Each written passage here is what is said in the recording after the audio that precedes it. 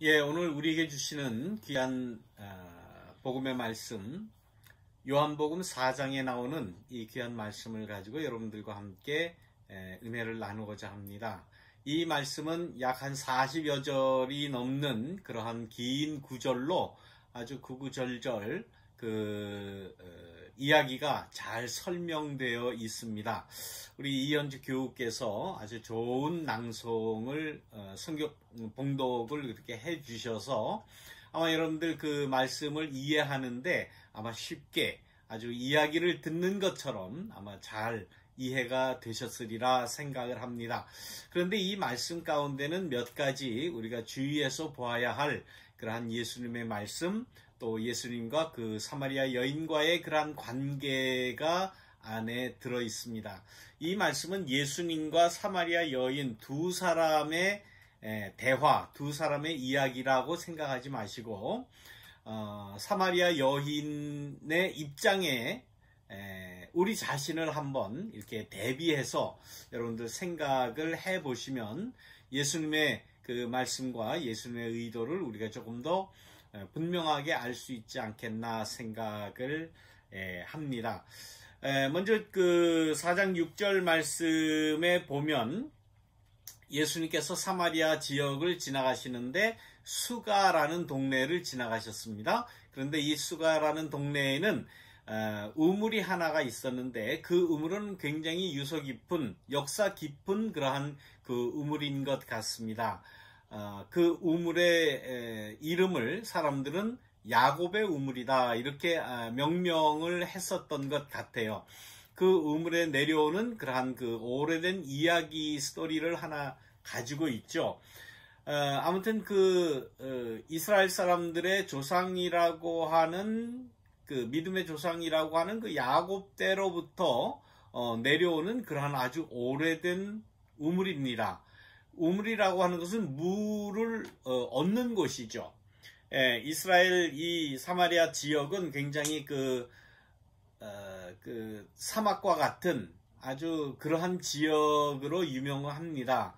그래서 물을 얻는다는 것이 그렇게 쉽지 않고 뭐 조상 대대로 물을 따라서 그들의 삶의 거처를 마련했던 모습을 볼 수가 있습니다.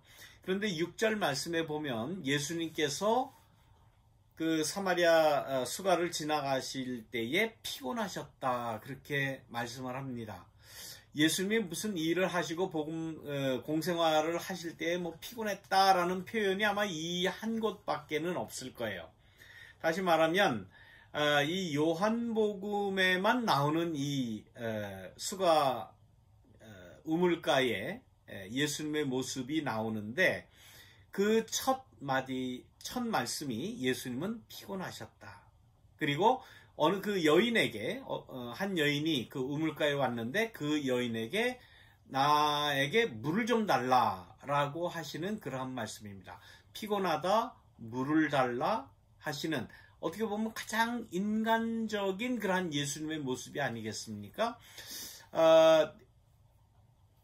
요한복음이 쓰여질 당시에는 그 요한을 중심으로 한 그 초대교회에 약 한 AD 100년에서 한 120년 정도라고 이제 추정을 하는데 그때에는 초대교회의 무엇이 가장 큰 문제였는가 하면 헬라 철학에서부터 전해지는 그러한 이원론이 굉장히 큰 문제였습니다.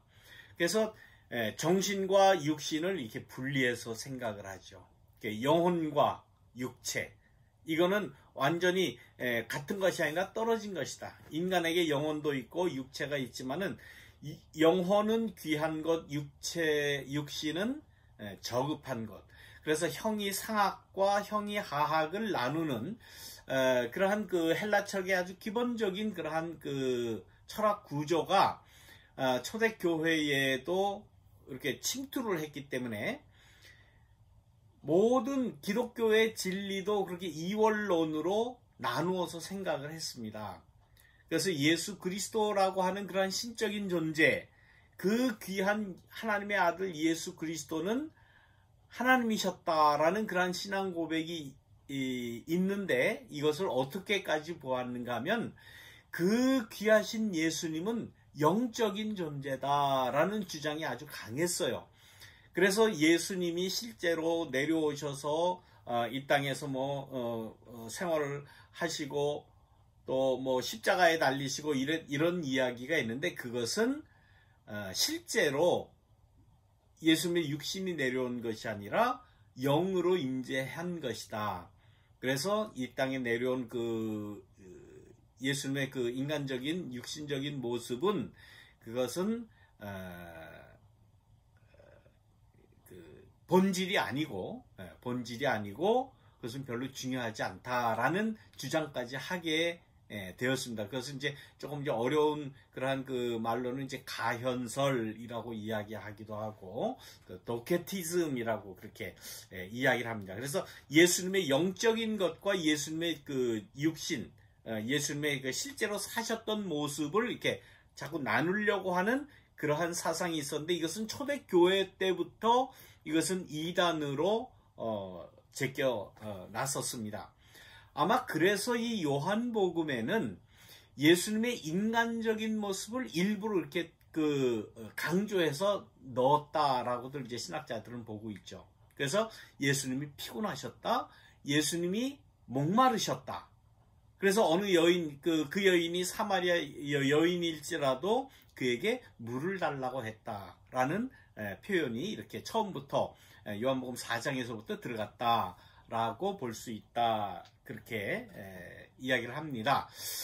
또 나중에 예수님께서 십자가에 달리셔서 내가 목마르다라는 말씀을 그 십자가상에서 하시지 않습니까? 그래서 예수님이 십자가에서 하신 7마디 말씀 중에 한 마디로 우리가 알고 있습니다. 내가 목마르다. 근데 이 목마르다라는 말씀도 요한복음에 나오는 말씀이에요. 다른 복음에 나오는 말씀이 아닙니다. 그것을 보면 예수님의 이 땅에서의 복음 전파는 인간의 육신을 입고 오시고 우리 인간들과 똑같은 그러한 그 삶의 고락을 다 겪으셨다. 인간적인 예수, 그야말로 역사적인 예수를 강조하려고 하는 그러한 그 노력이 이 요한복음에서는 곳곳에 나온다는 그러한 말씀입니다. 예수님이 피곤하시고 목마르신 것을 그 우물가에 나온 한 여인에게 부탁을 합니다. 내가 지금 목마르니 나에게 물을 달라. 그렇게 이야기하니까 그 여인은 목말라 하는 나그네 지나가는 사람 물 한번 떠주면 어떻게 되겠습니까? 근데 이 여인이 예수님과 예수님과 만나 이야기하는 이 이야기가 좀 어떻게 보면 뭔가 어딘가가 꼬여 있는, 어딘가가 좀 뒤틀려 있는 그러한 사람의 전형적인 그러한 모습입니다. 물론 그 당시에는 남자가 여자와 이렇게 대화를 한다라는 것이 범상하지 않은 때입니다. 그야말로 남녀가 구분이 되어 있던 그러한 때이죠. 더군다나 지금 이 여인이 그런 이야기를 합니다. 보아하니 당신은 유대 사람이고 나는 사마리아 사람이고 더군다나 여자인데 어떻게 나한테 말을 걸 수가 있겠습니까? 말 걸 수 없는 그러한 관계인 것을 잘 아는데 왜 나한테 그런 말을 전합니까? 그렇게 이야기를 합니다. 또 나중에 이야기하지만은 물을 지금 달라고 그러는데 나에겐 두레박도 없다. 근데 우물가에는 어떻게 왔는지 모르겠습니다. 아무튼 예수님이 물 달라고 한 그러한 시도에 대해서 뭔가 이 여인은 자꾸 거리를 두려고 하고 이유를 대려고 하는 그러한 모습을 볼 수 있습니다. 우물도 깊습니다. 두레박도 없습니다. 어떻게 물을 달라고 합니까? 당신은 남자고 나는 여자고 당신은 유대 사람이고 나는 사마리아 여인인데 어떻게 나한테 물을 달라고 할 수 있겠습니까? 라고 이야기하는 그 모습에서 이 여인이 가지고 있는 어떤 열등감을 우리가 볼 수 있죠. 남녀라고 하는 그 차이, 그 차이가 실제로 나타났을 때에 생겨나는 그 남자와 여자의 그러한 구분의 차이가 뭡니까? 차이로 인해서 어떤 그 이익과 불이익을 얻습니까? 남자가 훨씬 더 우위를 점하는 그러한 시대 아니었습니까? 뭐 요즘에 그렇다는 얘기 아니에요. 요즘엔 그렇게 했다가는 큰일 나죠. 예, 그때는 그랬습니다. 그러니까 자기가 차별을 당한 거예요. 이 여인의 입장에서는. 근데 자기가 당한 그러한 차별에 대해서 오히려 예수님에게 화풀이를 하듯이, 어떻게 보면 한풀이를 하듯이 그 차이를 다시 공격함으로써 예수님과의 그러한 관계를 원활하게 맺으려고 그렇게 하지를 않습니다. 어떻게 보면 차별을 당한 사람이 나중에 가면 많이 차별하는 모습을 이렇게 쉽게 볼 수가 있습니다. 나는 차별을 당하면서 나는 다른 사람을 차별하지 말아야지 라고 하다가도 때가 지나면 또 어떤 상황에 돌입하면은 오히려 차별하는 경우가 많이 있습니다.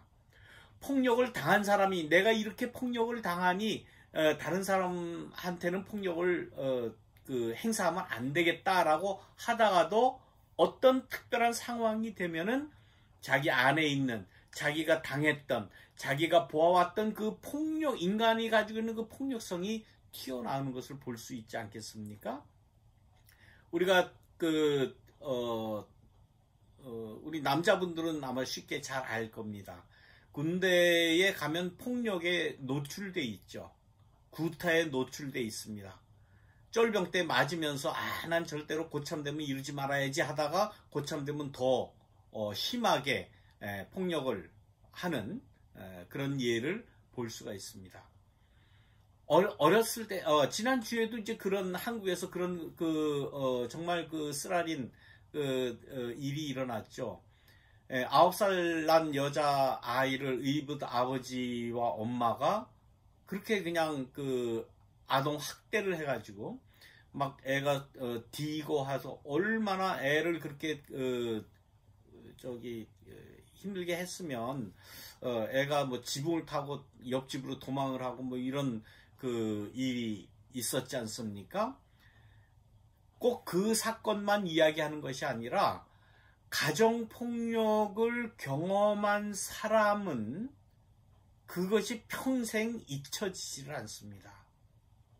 물론 여러 가지 좋은 교육과 좋은 환경과 뭐 여러 가지 배움으로 인해서 인격 수양으로 인해서 그것이 그 폭력성이 잦아질 수 있지만 그러나 그 기억 그게 없어지지 않는다고 하는 아동 심리학자들의 말을 볼 때에 특정한 상황이 되면 특정한 그러한 상황에 빠지게 되면 자기도 그렇게 싫어하고 자기도 받았던 그 폭력성이 아주 거침없이 나타나는 그러한 인간의 심리를 아동 심리학자들은 이야기를 하고 있습니다. 아마 이 사마리아 여인도 아마 그런 여인이 아니었던가.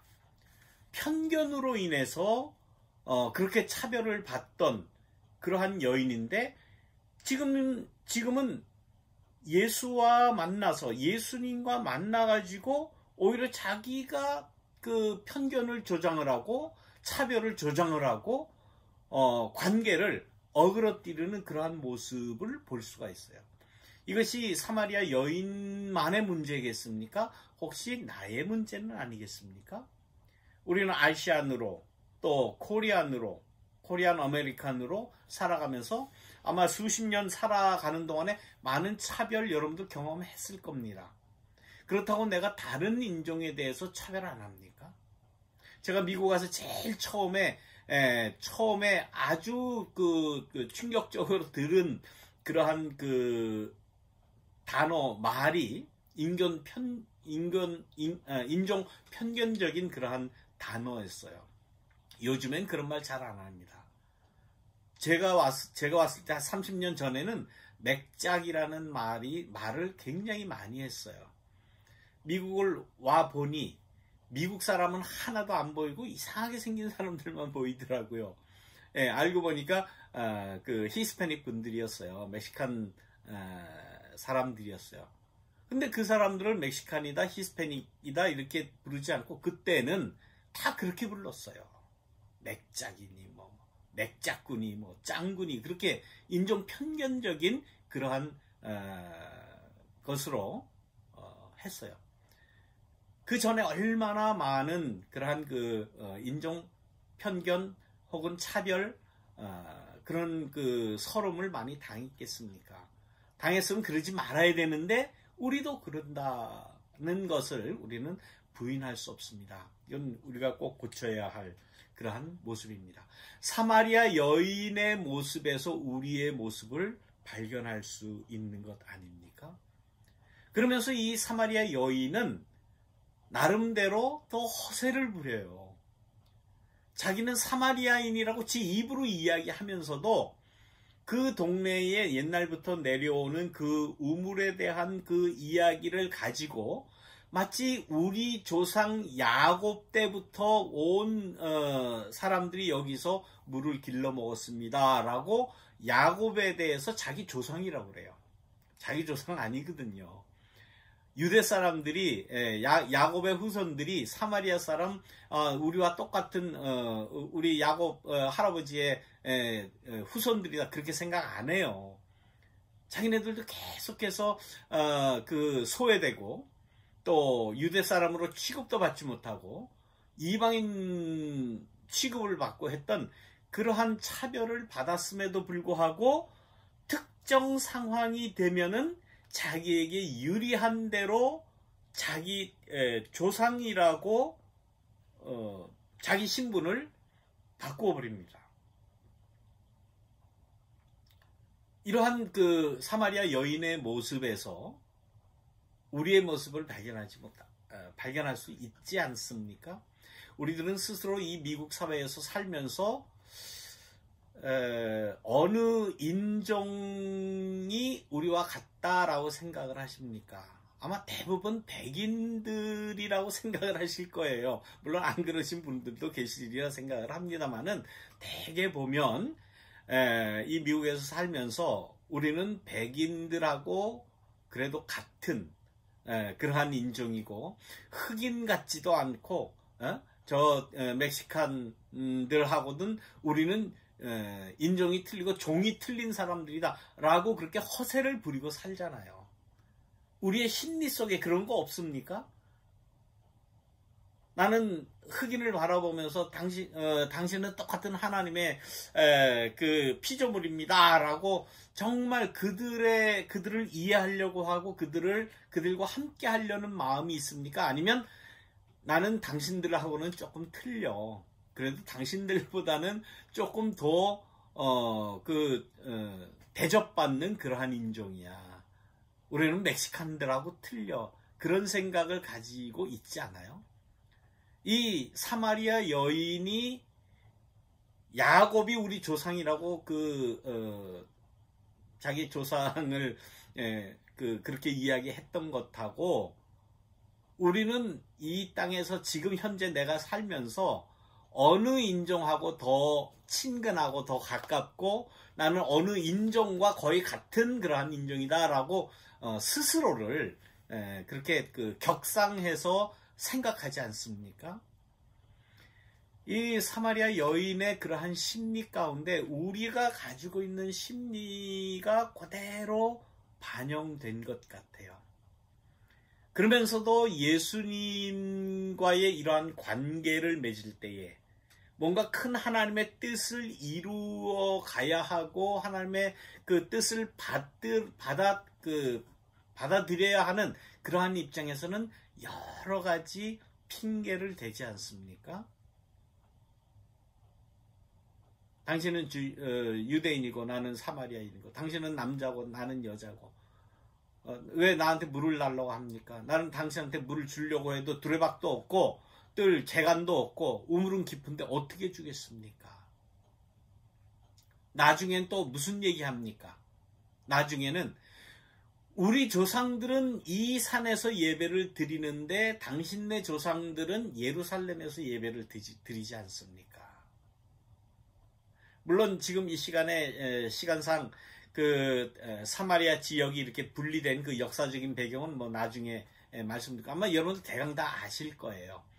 사마리아 지역과 유대 지역이 분리된 그러한 그 원인, 쉽게 말하면 간단하게 말하면 바벨론 포로로 잡혀갔을 때에 유다를 중심으로 한 예루살렘으로 중심으로 한 그러한 그 사회 지도층 또 가진 자들 이러한 그 사람들은 다 포로로 잡혀가고 아무것도 가지지 않은 사람은 그냥 그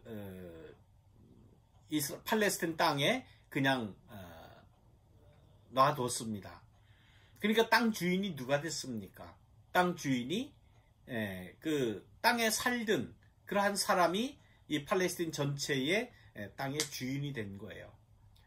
포로 잡혔다가 돌아와 보니 그 포로로 잡혀갔던 그 당시에 땅 주인들, 돈 있는 사람들, 또 많이 배운 사람들, 또 한 자리 하던 사람들이 와서 보니까 자기의 땅들을 다른 사람들이 다 살고 있었다는 거예요. 그리고 아수르의 지배를 받을 때에 아수르가 혼혈 정책을 썼습니다. 아수르에 있는 사람들, 시리아에 있는 사람들을 팔레스타인으로 보내고 해서 다른 인종의 피가 많이 섞였어요. 그러니까 거기서부터 갈등이 생겨서 포로로 돌아온 이후에 유대인들은 우리는 당신들하고 같은 그런 인종으로 살 수가 없다. 그래서 그때부터 사마리아 지역이 이렇게 구분되게 되었던 겁니다. 그러한 그 역사적인 그 배경을 놓고 볼 때에 정말 그 다시는 합할 수 없는 그러한 그 분열이 생겨난 것입니다. 이러한 그 분열로 인해서 심성이 망가지고 인간성이 망가지고 어떤 인간을 만나더라도 화합하지 못하고 함께 친교하지 못했던 이 사마리아 여인에게 예수님은 지금 뭐라고 말씀을 하십니까? 내가 하나님의 선물이 무엇인 줄 안다면 네가 달라고 그랬을 것이다. 그 하나님의 선물은 뭐라고 말씀하십니까? 영원히 내 안에서 용솟음치는 그러한 생명수다. 영생하는 영생수가 내 안에서 솟아나는데 그것이 바로 하나님이 너에게 줄 선물인데 내가 그것을 알지를 못했구나 라고 말씀을 하시는 겁니다.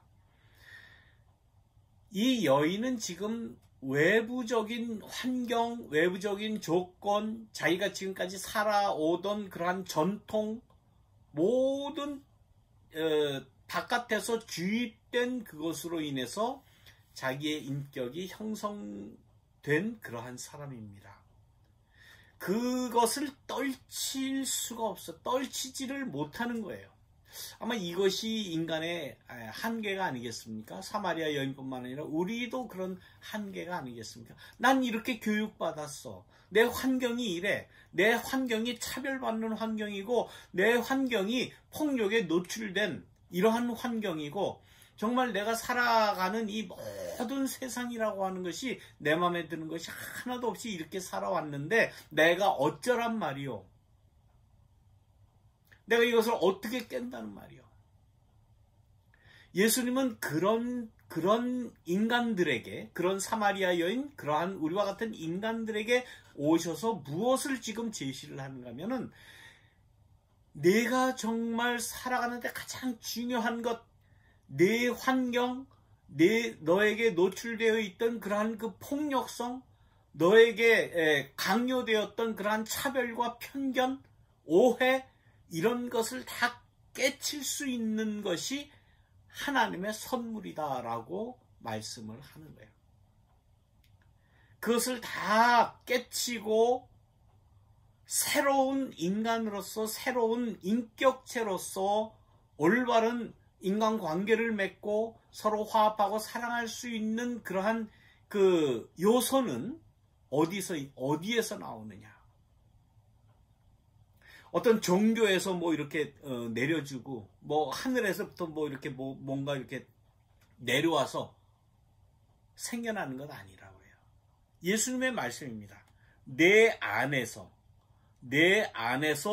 용솟음치는 샘솟는 영생수가 하나님의 선물이고, 나는 그것을 주려고 왔다는 거예요. 나는 그것을 위해서 왔다.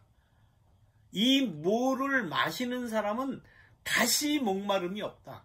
다시 그러한 편견과 그러한 환경과 어떤 폭력성과 인간이 가지고 있는 그런 잔악성에 의해서 관계를 떼어놓고 관계를 떨어뜨리고 하는 그러한 인간관계가 이루어지는 것이 아니라 참 하나님과 사람, 참 인간과 참 인간의 그러한 가장 화합하는 그러한 모습을 너희가 발견하는 것이고, 나는 그러한 영원히 목마르지 아니하는 그러한 물을 주기를 원하는 거고, 영생에 이르게 하는 샘물이 그 사람 속에서 용솟음친다라고 말씀을 하십니다.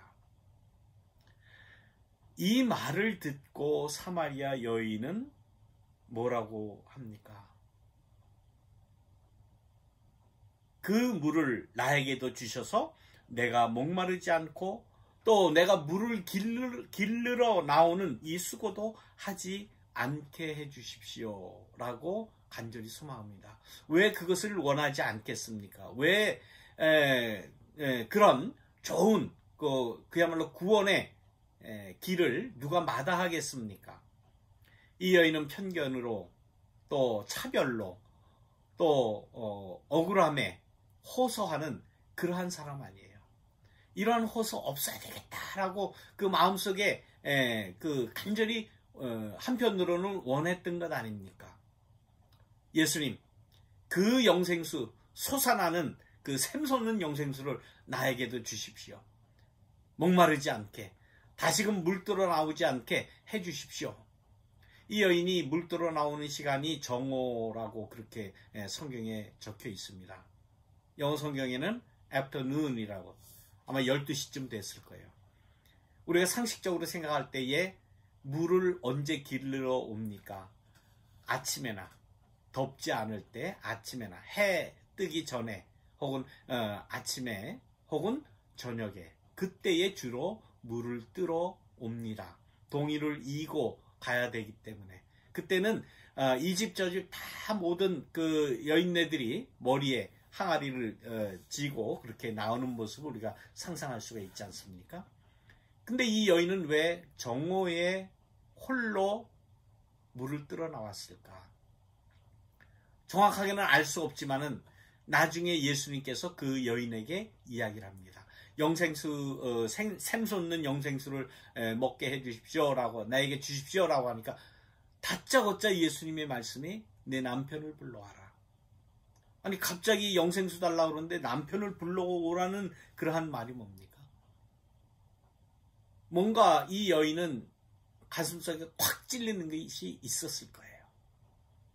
우리가 전후 문맥을 다 아니까. 나는 남편 없습니다. 딱 잡아댑니다. 아직까지 그 안에 뭔가 감추려고 하는, 뭔가 숨기려고 하는, 뭔가 자기가 지금까지 살아온 그 환경에 대한 그러한 그 감추고 싶은 그 쓰라린 그러한 그 흑역사가 이 여인에게는 아직도 있었던 거예요. 그러면서도 그것만은 내가 밝히고 이야기하고 싶지 않다. 예수님은 그걸 아셨습니다. 이 여인에게는 내 남편을 데려오라라고 말씀을 하시지만 예수님이 나에게 하신다면 무슨 요구를 하실까요? 내 마음속에 아직도 감추고 싶은 것, 우리가 다 있지 않습니까? 그 누구에게도 이야기하고 싶지 않은, 없었으면 좋았을, 지워졌으면 좋았을 우리의 과거의 역사, 우리의 그러한 삶의 모습이 아직까지도 또아리를 틀고 잡고 있지 않습니까? 예수님의 말씀은 예수님의 의도는 이 여인을 곤란하게 하고 힘들게 하고 약점을 잡아서 억눌리려고 하는 것이 아니라 네가 가지고 있는 그 마음속에 있는 가장 깊은 곳에 내가 밝히고 싶지 않고 지웠으면 좋겠고 없었으면 좋았을 그러한 과거라도 다 네 자신이 해소할 수 있어야 된다라고 하시는 말씀이에요. 이 사마리아 여인은 밝히고 싶지 않았습니다. 감추고 싶었습니다. 데리고 오라 그러니까 난 남편 없습니다. 네 말이 맞다. 예수님은 또 깊이 또 들어가셔. 네가 남편이 없다고 하는 말이 맞다. 지금 너와 같이 있는 남편도 너의 남편이 아니다. 남편이 5이나 있다고 그렇게 이야기하지 않습니까? 이 여자가 자기가 끝까지 감추고 싶었던 자신의 과거까지도 꿰뚫어 보시고 그 마음속에 가장 깊은 곳에 있는 그러한 내 안에 있는 편견, 내가 나를 소외시키고 나를 그 열등감에 빠뜨리는 그것까지 꿰뚫어 보시는 예수님인 것을 보고 선생님, 이제 내가 보니 선생님은 예언자십니다 라고 고백을 하게 되는 겁니다. 우리가 다시금 목마르지 않는 샘솟는 영생수를 마시고 하나님 나라의 그 구원의 기쁨을 얻기 위해서는 우리 스스로를 용서하고 우리 스스로 가지고 있는 이 편견을 없애고 나 스스로 가지고 있는 내 안에 있는 이러한 그 죄악의 잔재들을 내가 해결을 해야 되는 거예요. 물론 우리 하나님 앞에 고백하고 기도합니다마는 그러나 내가 나 스스로 나를 용서하지 않으면 내가 가지고 있는 그 과거의 모든 그 괴로운 것을 내가 용서하지 않으면 안에서부터 샘솟는 영생수를 우리가 마실 수 없다라고 하는 예수님의 말씀입니다. 성경 말씀 보면은 20장 말씀, 20절 말씀부터 보면 자기의 그 과거에 숨기고 싶었던 그런 남편과의 관계, 뭐 어떤 삶을 살았는지 정말 남편이 5명이나 되었는지 어쩐지는 알 수 없으나 아마 그 평범한 그러한 생활은 아니었을 겁니다. 그런데 예수님이 그거를 꿰뚫고 보시고 다 제하여 주셨어요. 아마 깨달았을 겁니다. 그런데도 불구하고 20절 말씀에 보니까 이 여인이 아직도 해결되지 않은 문제가 있는데 그것은 종교의 문제였습니다. 하나님 앞에 우리가 설 때에 내 생활도 나름대로 다 청산하고 회개하고 나 스스로가 스스로를 용서하고 해결을 해야 되겠지만 더 깊숙이 있는 문제는 뭐였느냐? 종교의 문제였어요. 예수님에게 대들듯이 다시금 또 이야기합니다. 다 지금 해결이 된 것 같은데 또 이야기를 해요. 우리 조상은 이 산에서 예배를 드리는데 당신네 조상은 저 예루살렘에서 드리는 예배를 드리지 않습니까? 종교의 관습이 틀리고 종교의 문화가 틀리고 예배 드리는 그러한 형식과 장소와 뭐 다 이게 틀린데 어떻게 우리가 한 하나님을 섬길 수가 있겠습니까? 어떻게 예배가 가능합니까? 어떻게 종교 생활이 가능합니까? 어떻게 신앙이 가능하겠습니까? 예수님께서는 여기서도 아니고 저기서도 아니다. 신령과 진정으로 예배드리기를 원하는 자는 영으로 하나님 앞에 예배를 드리는 것이다. 하나님은 영이시다라는 말씀을 하십니다. 우리의 신앙 가운데서도 이러한 그 문제들이 많이 있지 않습니까? 다들 내가 지금 믿는, 내가 지금까지 드린 그러한 예배의 방식, 예배의 문화, 그러한 신앙이 다 옳은지 알아요. 이것이 완전 퍼펙트하고 하나님 앞에 가장 올바른 예배라고 누구나 다 주장을 합니다.